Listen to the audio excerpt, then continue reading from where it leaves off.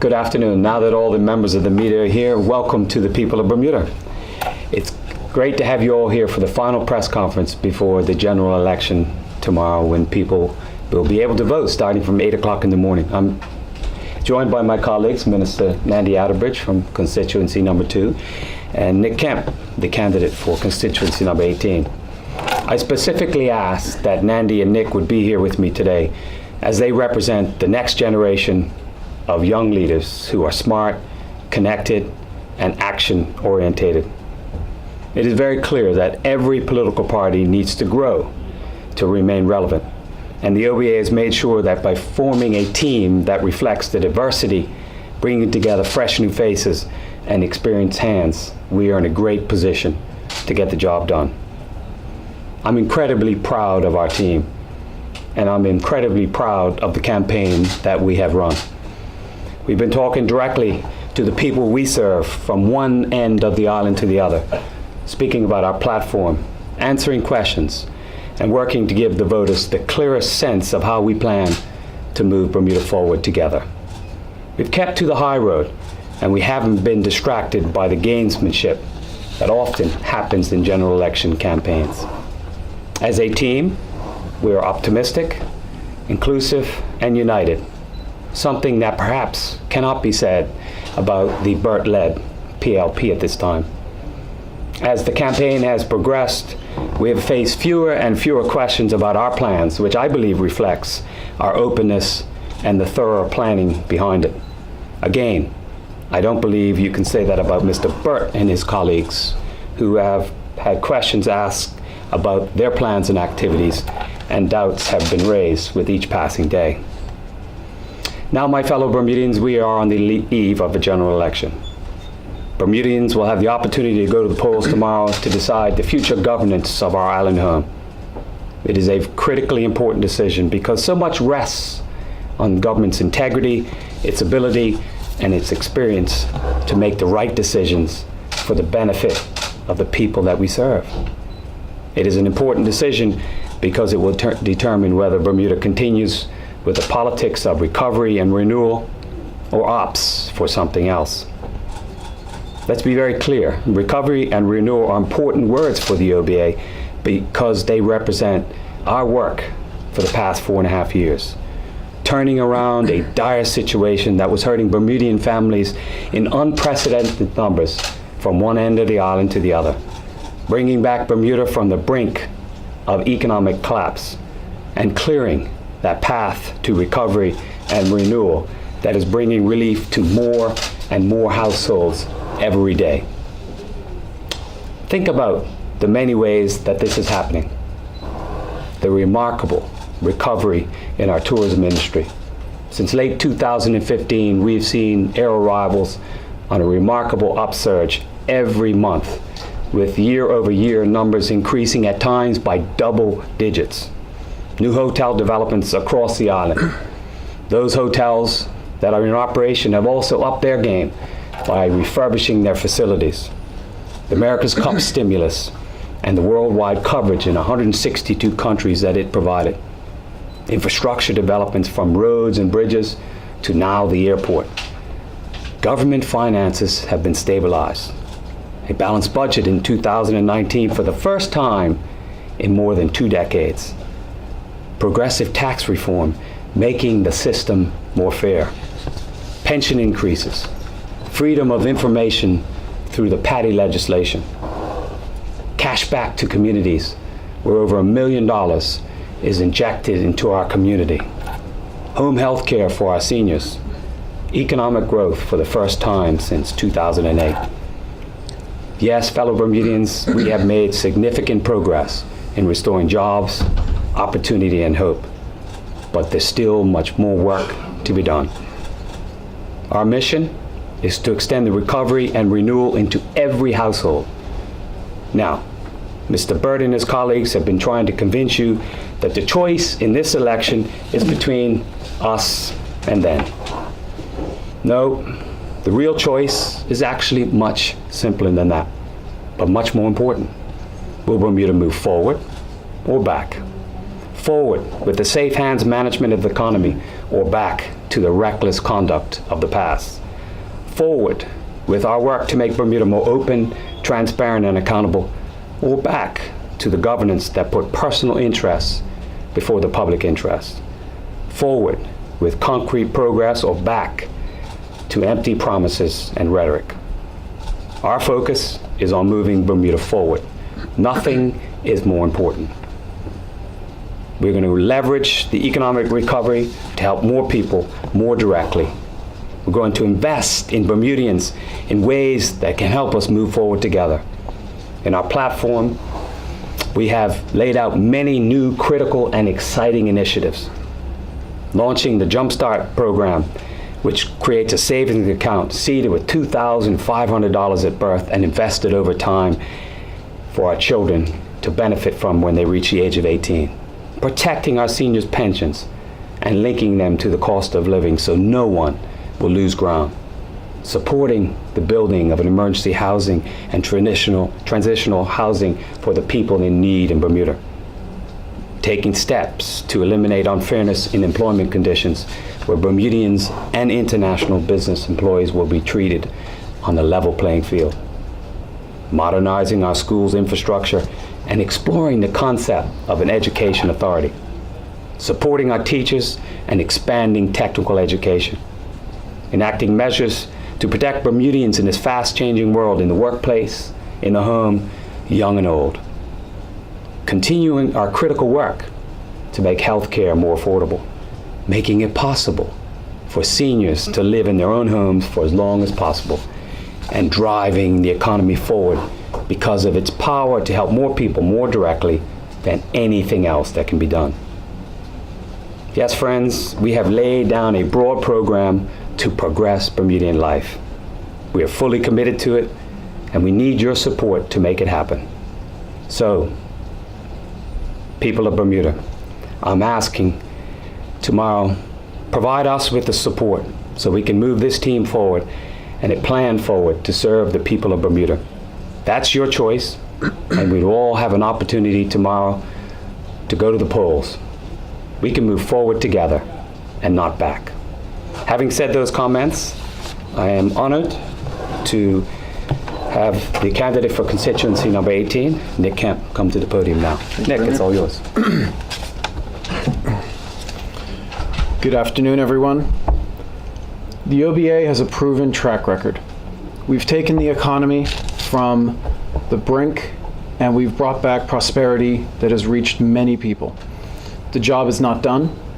There's still certainly more to do, and coming in for another term will allow us to balance the budget, become expansive on social programs, and be able to actually work on the things that an expansive revenue base allows us to. Working with this team, I've been very impressed with the teamwork, the diverse representation that's come to the table, and the compromises that we've been able to achieve moving forwards. There's an infusion of smart, new people joining up. The reality-based vision contained in this platform is representative of our can-do achievements in the last 5 years. The record in office makes me confident that the OBA will continue moving Bermuda forward. In constituency 18, since the last election, I've made it a priority of mine to remain on the doorstep, to speak to my neighbors, to find out where they were needing, and to try and assist. Worked on community projects to build an inclusive, forward vision in the neighborhood. I'd certainly like to be able to continue that mandate and further the community goals and the national goals if I were elected to Parliament. Certainly, as I said, we're very proud of what we've achieved so far, but the work is not done. The prosperity that many have felt needs to be felt by all, and we would appreciate the opportunity to continue our work for the next 5 years. Thank you, Nick. Nick has been with me at a number of press conferences over the past couple of weeks, and I have to repeat just how incredibly proud I am of this young man, because in 2012 he lost a pretty close election, his first time out, but he stuck to it. He continued to canvass the area, he continued to work, he got involved in the BEDC, and he continued to develop the experience and help move not only his constituency forward, but this government. These are the type of people that we need to help us bring better governance. And so I'm excited about the opportunity for the people in constituency 18 and across the island to come out to vote tomorrow. And having said that, I now turn on the podium to my colleague, Minister Nandi Outerbridge, who's also been at the podium with me a number of times. Nandi has proven her worth around the cabinet table, serving the people of constituency number 2 and the people of Bermuda. So Nandi, it's an honor to have you back here today. Thank you, Premier. Good afternoon, members of the media. Good afternoon, Bermuda. I want to say up front that I am a proud member of the One Bermuda Alliance because this party gave me the opportunity to get involved as a young mother to make a difference in Bermuda. I was welcomed onto the team and given the mandate to serve the people of Constituency 2, St. George's West, and I've been proud of the journey so far. I won a close election in 2012 and have tried to do my best to meet all of my constituents' needs since that time by working with my colleagues, especially Mr. Kenneth Bascom, to do whatever it was necessary to rescue the old town. I say rescue because that's what was needed. St. George's had become a commercial ghost town, let down by false promises of a new hotel, misled on the disappearance of cruise ships, shocked by the bulldozing of a thriving community golf club, and disappointment by the lack of the support to keep the old town structure functioning. My colleagues and I, we committed ourselves to doing better for St. George's, and we have done that. The change in the old town from then to now is simply amazing. People are positive, people are optimistic, and things are finally happening. Ground has broken for the St. Regis project, promising construction jobs and careers in hospitality. The redevelopment of the airport is underway, creating job and career opportunities, boosting shopkeepers and landlords. Dedicated cruise ships are back in the old town, guaranteed for the next 5 years. Emergency funding was extended to the Corporation of St. George's to meet its operational expenses. And adjustments allowed the corporation to collect wharfage fees to finance civic improvements. A 24-hour ambulance service was established. The swing bridge was repaired. A UNESCO fund was established to strengthen the old town's attraction as a World Heritage Site. Waterfront improvements have been completed, allowing us to receive ferries to cruise visitors from Dockyard, providing a regular boost to local businesses, corporation revenues, and the town's profile as a World Site Heritage. Legislation has been prepared to support the construction of a marina set out on Ordnance Island, and it's ready to go for the next Parliament. This is a record of accomplishment that I am proud to be a part of. And it's a record I know my colleagues are proud of, because we made a difference, and that, for me, is what public service is all about. Bermuda, last week someone said the OBA's greatest single accomplishment was the revival of Bermuda tourism. But I would argue instead for the revival of St. George's. Why? Because St. George's is our first settlement, a World Heritage Site, and its people deserve care and attention. They certainly do not want to be taken for granted as they were in the past. The reality is that we, the One Bermuda Alliance, we took a bad situation and we turned it around. Amen. My commitment, Mr. Bascom's commitment, and the OBA's commitment is to never let that happen again. And I hope the last 4.5 years has demonstrated just that. Thank you. Well, jobs are obviously a key point in this coming election. Do you think the OBA has done enough to make sure the jobs that have been created have gone to Bermudians? You've mentioned the hotel projects, but the last figures we saw actually had the number of Bermudians in the hotel industry fall. Yeah, I do think that we have done enough. Well, clearly, jobs, opportunity are something that's been in the top of most people's conversation through this election period. But where we came from, that's to be expected. And we were in a dire situation back in 2011, 2012, 12 when jobs are being lost at a rapid pace. And when you have to turn around the economy as we did, we know it's not going to be, a straight upward arrow of where you have to go. And we balance that with making sure that we bring the investment into Bermuda to return the confidence, allow us to do what we have to do. And against that backdrop, we've had a very tough immigration policy. We have professionals who sit on that board every week and weed through those permits and have scrutinized them up, down, and all around. And we've worked with the immigration department and then through workforce development to make sure that the opportunity is there. But as I said, in a rollout, and I believe it was in Devonshire constituency, right in the heart of constituency 14, with a very hard-working, capable, and good MP, Glenn Smith, in his area, I challenged the employers of Bermuda, now that the economy is turning around, that we need to do everything we can to look at not only hiring Bermudians, but to train Bermudians. We cannot leave it to people outside of your industry to train the talent to get them into the door. Look, I think we all appreciate and understand that small business drive an economy. And we have a lot of small business and medium-sized businesses in Bermuda, and quite often it's hard for them to attract the talent and train the talent. But now that the economy is turning around, this government will work with you to make sure that we can get more Bermudians in and have the training programs to be effective to turn around, and then we can see a lot more Bermudians employed. I'm Bermudian, just like my colleagues surrounded by it. So it's arrant nonsense when we hear anyone, especially if it's another party, say, they put Bermudians first. We all put Bermudians first. And our record has shown we saved Bermuda from disaster, we've put people back to work, we're feeling the progress, but there's a lot more work that has to be done. Mm-hmm. Speaking of more work to be done, obviously the OB has come under criticism for the infrastructure of the schools. Do you think more should have been done? And what are the plans for that moving forward? Well, that's a good comment, and to some extent it's a fair comment. I've answered it through the election campaign in two various ways. One is that the government has over 800 buildings that we have to maintain, and so we have to balance that.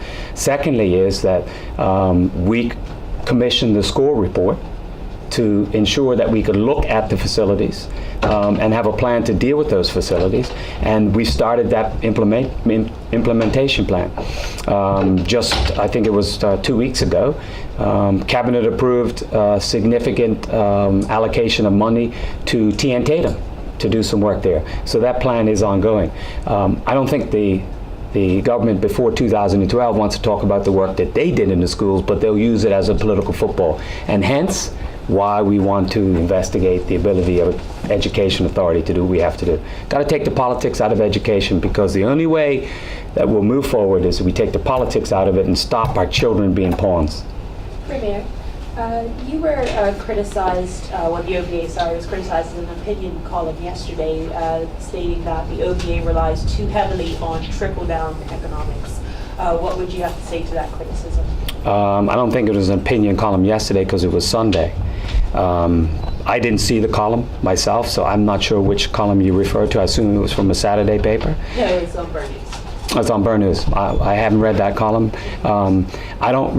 My colleagues don't rely on trickle-down economics.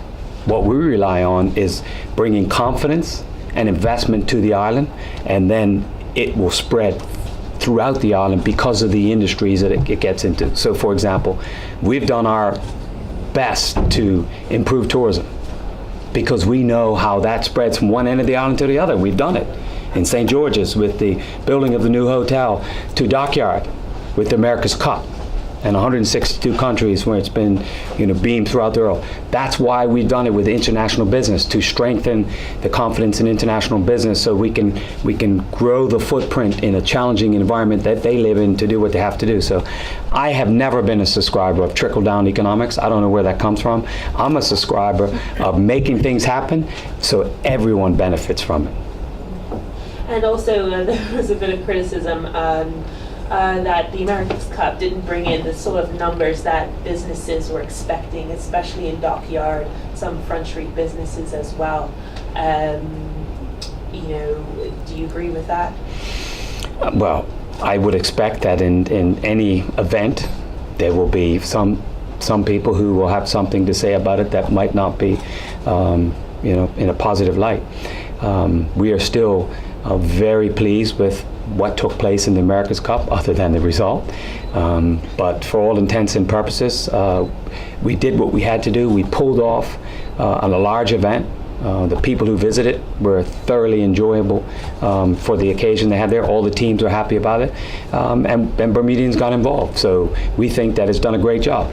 The economic impact of it will come out in October, and I think it's going to be right where we expect it to be. So while I respect and appreciate those opinions, I don't really think they hold much weight at this time. Because just like the person who might have said that, whoever it was, I would challenge you to go back and ask them, give us some fundamental evidence to show that. And how confident are you in an OBA result tomorrow? As I said in my comments, we're quietly confident. We've run a great campaign, very positive campaign, positive platform. Our colleagues have been out canvassing from one end of the island to the other, and we're getting positive feedback for it. But the people will decide, and I think we've put everything out there for them to make an informed decision about it. You know, we've made some real progress since 2012, Jasmine, and I think now it's a critical decision. Do we want to continue to move forward? And I think we provide that opportunity with the fresh new faces, the experienced hands, and ability to get the job done. This is not a birthday party. This is real life with real decisions, tough decisions. The people of Bermuda that we serve are generally better off today than they were 4.5 years ago. We need to continue to move that forward. Brian, you're back. Thank you. I have a question. I didn't expect you not to have a question. Oh, good. I can't remember what it was. Oh, very good. I think both parties indicated that they're going to run a clean campaign. Would you say that it has been a clean campaign so far? Everything that we've done has taken the high road. Would you say the same for your opponents? They'll have to speak to that. I can't speak to. I'm asking your opinion. I can't speak to what they've done, because while we paid attention to it, I certainly don't think that they have stuck to the high road as much as they can. They've been very critical about us, and you would expect that to happen from in an election campaign. But I think they've spread information that's just not correct. So we pushed back where we've had to. But we've run a campaign based on where we stand. We've been very real about it. We've expressed our opinion on some of the things we could have done better, but we wanted to have the people of Bermuda see a landscape of what we've done, where we want to go, and how we're going to get there. And the platform that I have right here in front of us, this is a mission that we can accomplish. We can get it done. It's budgeted for, and I'm very confident that we'll move all Bermuda forward so we have shared prosperity. In terms of the use of social media by either your party or the supporters of your party, have you observed anything that you haven't been happy with? I made comments about that probably 10 days ago, right here in this room, and members of the media, you were here. There have been people who have posted on social media, and some of those posts are just inappropriate. It's disappointing, but I think the message was sent. I think the people of Bermuda appreciated the message, and it's something we have to continue to work on. Social media plays a valuable role in the life of many people now, not only in Bermuda but throughout the world. We've used it to get our message out. I think you and all members of the media have seen One Bermuda Alliance ads out there showing what we're going to do, telling you about press conferences, telling you about our platform that's going to be released. So we've used it because we know that the traditional methods that you might focus on 15 years ago have changed. So we've used social media in a very positive, uplifting way. And we push back at some of the propaganda from the opposition time to time as well. Right. There's a couple of Facebook pages that are set up that supports the OBA. Is there any official connection to the party's campaign and those? No, I'm aware of Facebook pages that support both political parties, and I have no idea where they came from. I think it's unfortunate people hide behind aliases or anonymous names. And when I've seen posts on those pages that I believe are inappropriate, I've replied to them. Just for example, last week I saw one, and after I made a reply, that post disappeared pretty quickly. That's more than I think we can say about the opposition and what they've done. Are you familiar with this guy, Colwyn Andrews or Birch? No. Does anybody in front of the cameras know them? No. I don't think so, no. Now, the other thing is, I asked the opposition leader, and we raised this several times during press conferences, about the funding for their campaign. He eventually gave us the top 3 donations, the amounts, not the donors. Can you tell us the top 3 donations of your campaign? The number one is me. How much have you given to the party? I'm not going to say how much I've given to the party, but the number one is me. And I can also tell you, what I will tell you about it is that we're committed to campaign finance reform. And 2, we haven't taken any money from ACON. Anything else you want to know about campaign finance? What about 2 and 3? Who? 2 and 3. Oh, top is me. Can you tell us the amounts of the second and third most important donations? Well, my colleagues have been very supportive. So they've been into the campaign big time from the very beginning. And as I said before, when you asked this question to Sally Bay, we've got thousands of people who have given $5, $10, and $20 to support the campaign. Sounding like the PLP now. Oh, not at all. I wouldn't want to sound like the PLP. That's not the way we move forward. I'm sounding like a party that's connected to the people that we serve. And since the time we've called the campaign, we've seen a lot of $20 donations come through the doors, because it's not cheap to run a campaign. But as we've been open and transparent, we're going to move forward with campaign reform, and we would hope that the opposition at that time join us. They've also promised the same thing. Is the Gibbons family, who used to be a very heavy supporter financially of the UBP, is it still involved in that way? Well, Grant Gibbons is a key member of our party, so I think it's safe to assume that they would support us. I just wanted confirmation. Yeah, well, that's not a very tough question to answer, I hope. No, I'm throwing softball Yeah. questions. No, but I have to give you credit. You've answered a lot of questions during this campaign. It's nice to see you so tuned in. Anything else? Yes. Some sort of accountability for the election result if you lose. Are you prepared to resign as leader of the party? That's a question that I don't have to answer at this point in time, and the voters will You decide. haven't lost yet. So I may never do either. But what would you do? How much responsibility would you accept if the OBA loses this election? I take a different approach to that. I'm focusing on what we control at this point in time, and what we can control is tomorrow people come out to vote, and we're going to wrap up this campaign in style and allow the people to have their say, and we put our faith in the people and in the Lord who looks over us. Any further questions? Anything you'd like to say to the people who might be getting frustrated by the deluge of online advertisements for the OBA this year? Sure. That on July 19th they can go back to not being bombarded by social media Ad blockers. I use ad blockers. input into what they're trying to look at. Thank you very much.